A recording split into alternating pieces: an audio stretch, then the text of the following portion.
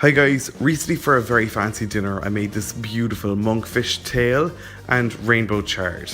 I started off with a bed of the rainbow chard and placed the monkfish tail on top.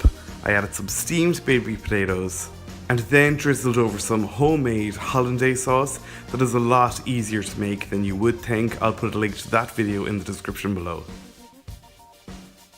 So start off with your chard. I've got a good bunch of it here, about 500 grams for 2 people. And just cut off the woody bottom ends of it.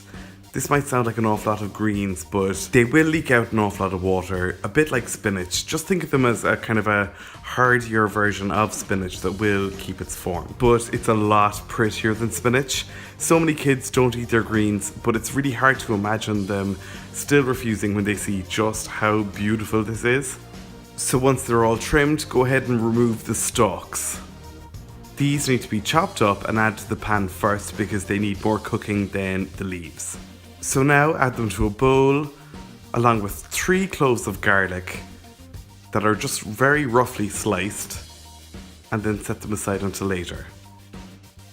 Now take your charred leaves and pile them one on top of another and just give them a really coarse chop and set them aside in another bowl until later.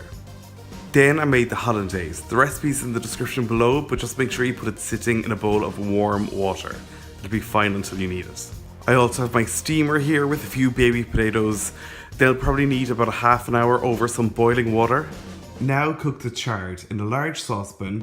Add a couple of tablespoons of olive oil over a medium-high heat and add a knob of butter.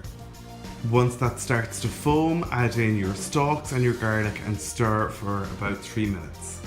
Now pile in the leaves, give them a little stir so that they're all lightly slicked in that oil. Add a pinch of salt and a good squeeze of lemon, about half a lemon's worth. Stir that up again, clamp the lid on and let them cook over a medium-high heat for 5 minutes. Then just give them one more stir and decant them into a serving bowl and keep them someplace warm until serving.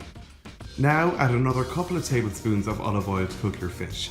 You can cook the fish and chard simultaneously in separate frying pans if you like, but cooking them in the same frying pan will give the fish a really nice colour and caramelization, as well as some flavour as well. So once the oil is hot, go in with your 2 monkfish fillets. These might both look really big, but they contain an awful lot of water, which will all cook off and the fillets will really shrink up. I then sprinkled a little bit of sea salt flakes over both fillets and let them cook over a high heat for 3 minutes. Then I flipped both fillets and let them cook for another 3 minutes on high. Towards the end of that 3 minutes, I added a good knob of butter to add colour to the fillets, and I also use this to baste the fillets as well. And I turned the heat down to low and let them cook for another 5 or 6 minutes, turning them occasionally over the low heat until they were cooked perfectly.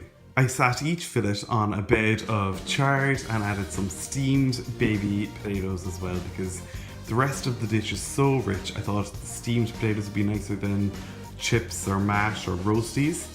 I then spooned over some of that beautiful hollandaise that a lot of people get very worked up over making, but they shouldn't. It's very straightforward.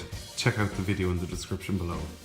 Finally, I just snipped over some fresh chives, not only to garnish the plate, but their light onioniness really does work here too.